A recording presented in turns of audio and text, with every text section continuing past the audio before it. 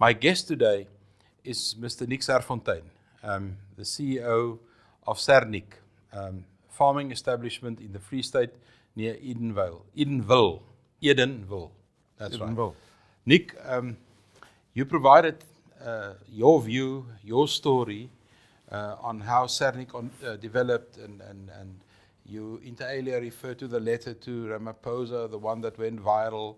But I would like you to address the so what, the outcome. And the outcome you mentioned in your discussion is SADA. Can you give me a little outline of who's involved in SADA? What's SADA supposed to be? Look, Theo, in my letter to the President, I mentioned the need for a one-stop shop, because if you look at the whole agricultural environment in South Africa, it's scattered. It's all over the place. You've got the black sector they're angry. They're angry at government. They're angry at the white commercial farmers because they've got what they haven't got. You've got the white commercial farmers. They're jittery about this land reform, expropriation without compensation, the storage, and so they are jittery. But they also want to come to the table, but they haven't got a clue what to do. Then you've got the government who hasn't done anything for government for agriculture. Well, they try to do something. Oh, you mentioned it. Yeah. Current policy is setting up black farmers to fail. The current policy is set up for farmers to fail. So it hasn't been successful for 24 years. You've got the corporate sector that says, listen, this is not our problem. This is somebody else's problem.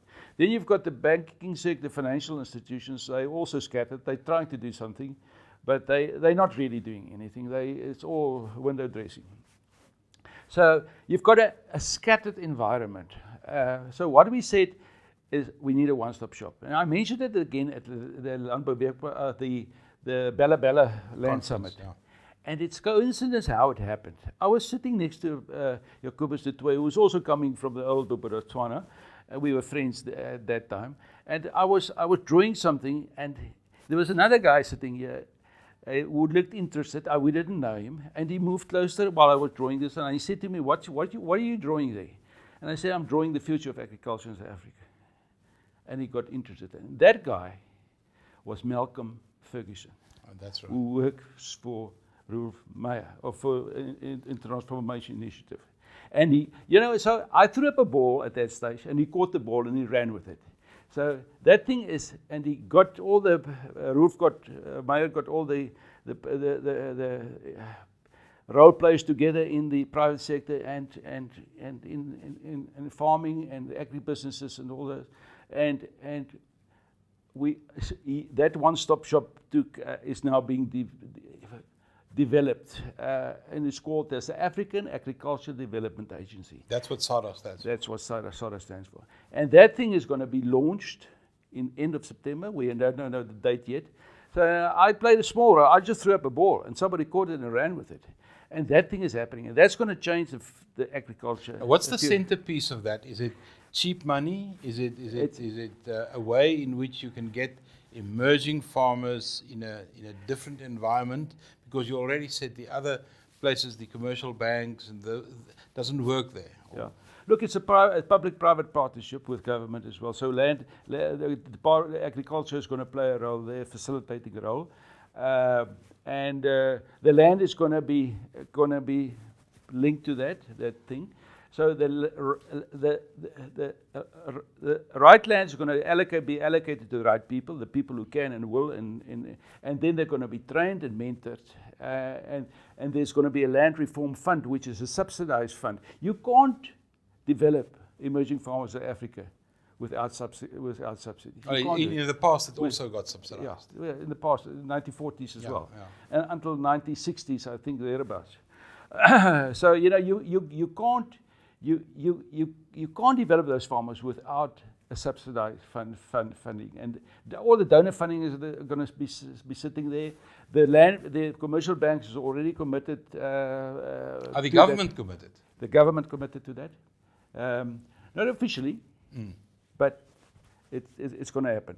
So the government is all the funding from that used to be with the Department of Agriculture, that's going to go there. Land Bank is going to play a more prominent role now, I would assume. It's my impression, being exposed to agriculture, but that government is closer looking at some of the successes in agriculture to get ideas of what is working and what is not working, rather than the other way around. Yeah, look, it's paramount that we need successes now. We need to get successes now.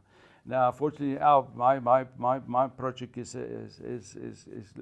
running well, and I think the government is looking at creating successful projects now, and that's where the private sector and the commercial farmers and the agribusiness are going to play a role.